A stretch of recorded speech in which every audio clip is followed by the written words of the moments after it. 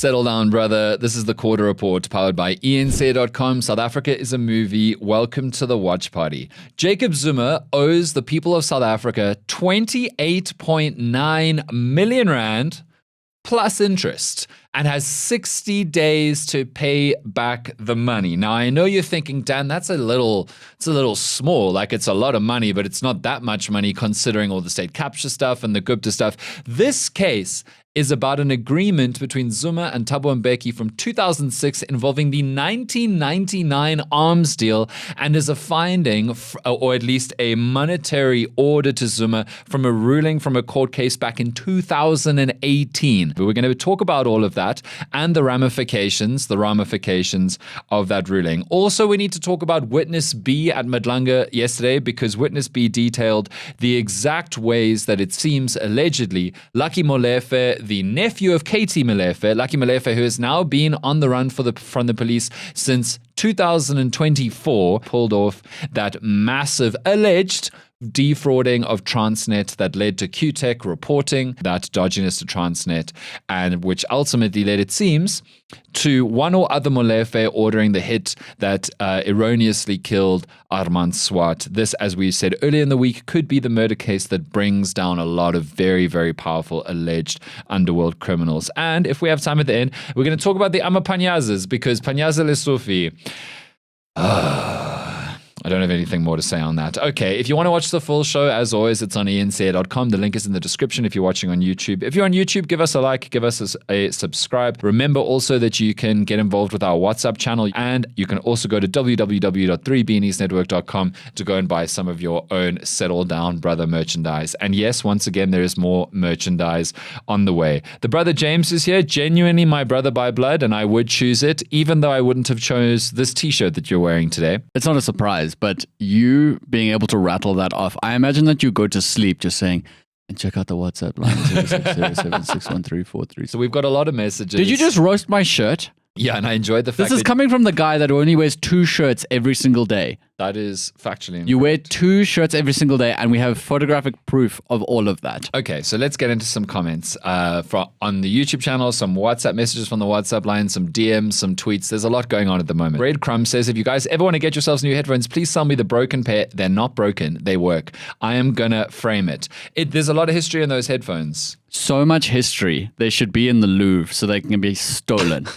Genuinely, I hate these headphones, and the fact that I have to wear them every single day is a crime. And once again, you have done nothing about it. It's your business. It's your business expense. Are you mad at me? No. Except for that line about the shirt, because it's not that you don't have a fashion sense, it's that you don't have a fashion. You just wear the same shirt every day. There's no fashion to it. I'm wearing merchandise. Exactly, but you can wear another shirt. And it sells. People are buying. People bought yesterday again. Okay. It would just be nice. I'm just saying, if you would wear another shirt and you would wear pants during this recording. I am wearing pants. No, you're not. He never is. He never is. Guys, this is the only day that he's wearing pants. This is fake news. This is fake news. He never wears pants, and it's a major HR violation. Well, if that's the case, I think it says far more about you that you've never brought up nor thought about this before. Oh, I've brought it up many times, and he always cuts it from the room. Well, you're also not wearing pants. I am. It's the first day he's wearing pants. Major HR violation. Can I just say, as a podcast, talking about something that you can only see is a very bad practice. Don't radio explain to me. For the people only listening to the podcast, Dan stood up and he wasn't wearing pants. It's not true. Well, you have no proof, so that's that. Okay. Good chat. Let's get into the big stories of the day. Okay, so Jacob Zuma has been ordered to, by 60 days, repay state funds unlawfully used for legal costs. Going to work off of the article from one of our favorites, Nonkululeko Njilo, just the person I read all the time, particularly matters concerning KwaZulu-Natal. Nonkululeko writing for the Daily Maverick. The Gauteng Division of the High Court in Pretoria has given former President Jacob Zuma 60 days to repay nearly 29 million rand, so it's 28.9 million rand, plus interest, which will probably put it in the mid 30 millions of South African rondelas. In state money that was unlawfully used to pay his legal fees and related expenses. So there were 2 political parties who were backing this court decision, the Democratic Alliance and the EFF, who really are teaming up quite often at the moment. Keep your friends close and your frenemies closer. They were the ones who got into court bed, let's say, together to deny the VAT increase on that VAT budget scandal. Incredible that was earlier this year, can I just say? How much has happened this year? It's insane. There has been an arms deal scandal involving the French arms supplier Thales that ended up in a court case. This arms deal saga has been going on since 1999. In other words, not this century.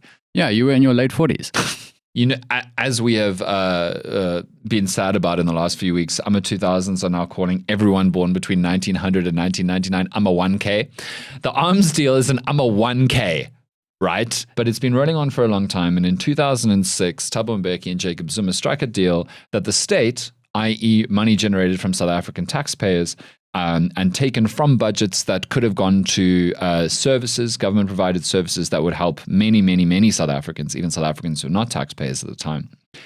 There was this 2006 agreement between Zuma and President at the time, Thabo Mbeki, stating that the government would pay Zuma's legal fees for the 1999 arms deal and other cases instituted against him in his personal capacity. Now, that should strike you as odd.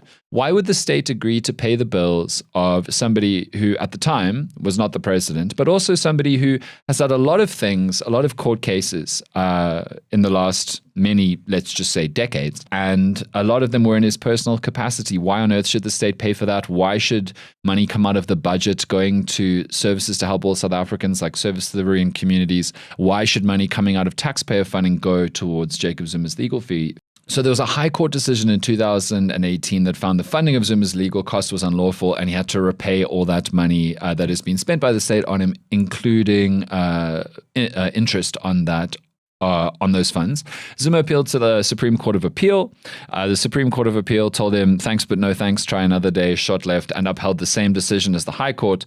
And they basically said the payments had been unlawful and the state had to recover them. So Zuma's legal team have been doing what is called Stalingrad strategy. The idea behind Stalingrad, by the way, is the way that the Soviet Union defended against Nazi invasion during World War II, specifically defending a place called Stalingrad. By basically throwing obstacle after obstacle after obstacle after obstacle to try and slow the invasion. And that's become known now as a Stalingrad approach to legal crises, right? Where you throw objection after objection. And even though you know you're going to lose those objections, it takes a long time for the courts to go again through this objection and like work through why you are wrong. And if you're willing to spend the money, you can slow all of this down by taking objection after objection after objection, even if you know that you're going to lose. Now, finally, the South African judicial system has ruled that Jacob Zuma is personally ordered within 60 days to pay a sum of 28 million rand, 28,960,774 rand and 34 cents. Listen properly.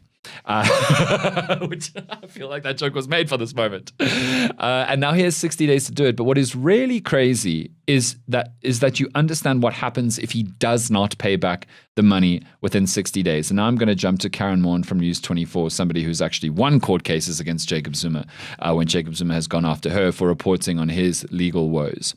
So Karen Moore, quoting, says, in the event that Zuma fails to satisfy the judgment debt in this matter within 60 days of the date of the court's order, the state attorney is directed to have a writ of execution issued by the registrar of this court for the attachment and sale and execution of immovable and or movable and or incorporeal property of Zuma to satisfy the judgment debt, including his presidential pension benefit or portion thereof, if required and subject to an order of court authorizing that such attachment order be issued after satisfying itself that it is just and equitable that the order be issued and that the amount is appropriate. Basically saying that all of Zuma's assets are on the table, including future payment to him that you get because you're a former president, a presidential pension. That means we could be seeing Nkandla.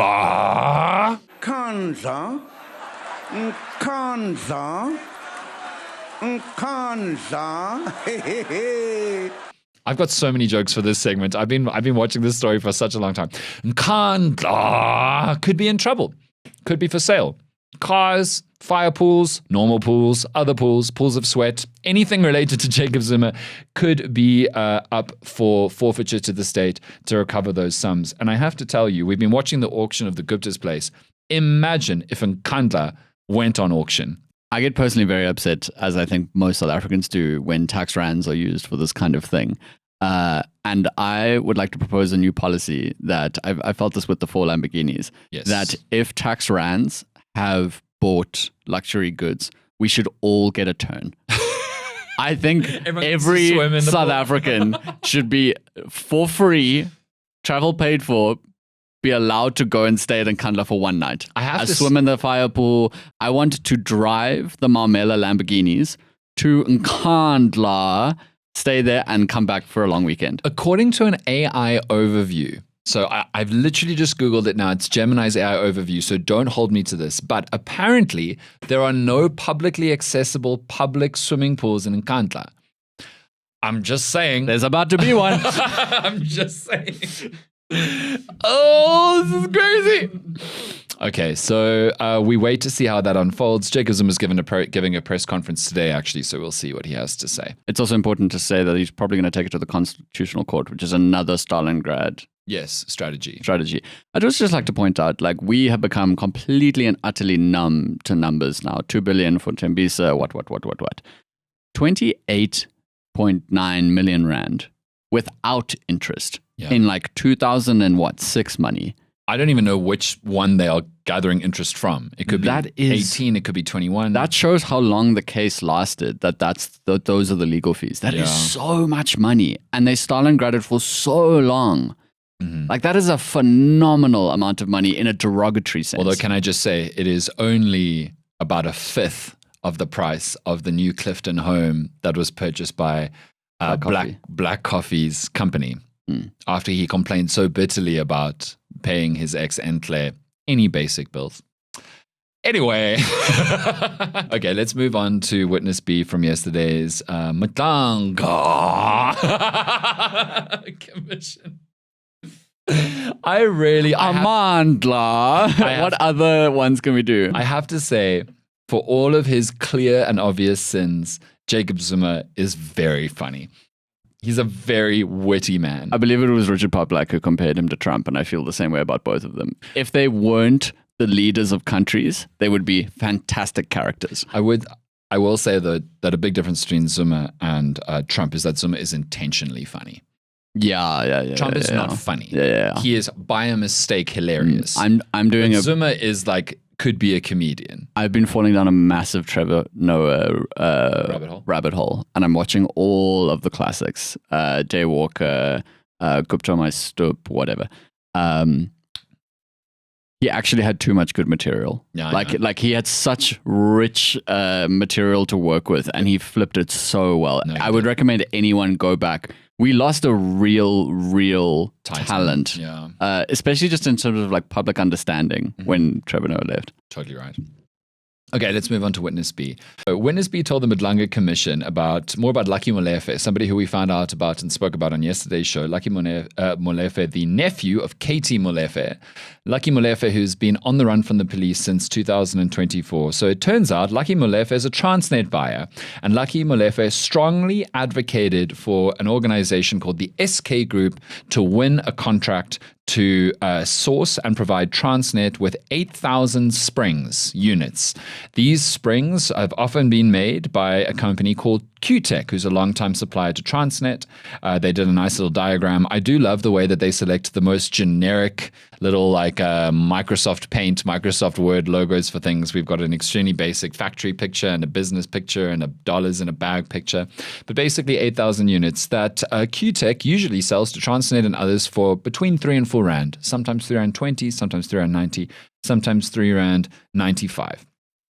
And QTech was sourced to provide to the SK Group, and QTech sold 8,000 units to the SK Group, meant for Transnet at 3.90 each, totaling a total cost pay of 35,830 rand.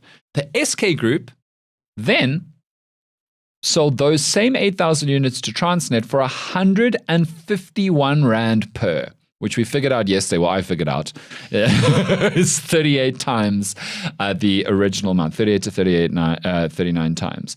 Meaning that Transnet ultimately, according to their diagram, paid 1.2 million rand for 35,000 rands worth of Springs. for a markup of 1.17 million rand. Only about 1/100th of what Black Coffee's company paid for that Clifton home, it seems. And then Q-Tech blew the whistle. Lucky Molefe was called to explain himself, did not provide the documentation for a long period of time that would have shown the markups, the illegal markups that he had orchestrated for Transnet. Lucky Molefe obviously connected to the SK Group. You know who else is connected to the SK Group? In fact, the whole amount was paid to the account of one Tapelo Molefe, who is KT Molefe's son. And then it was transferred to the SK Group, and I wonder what happened after that. This is according to Vincent Kreyvagen's reporting in the Daily Maverick. And one thing led to another, and Lucky Molefe was supposed to be allegedly supposed to be handing over these Transnet documents to Transnet for this tender. And then Armand Swart was murdered. And Lucky Molefe, fairly soon after that, in 2024, was not seen by the police, at least again.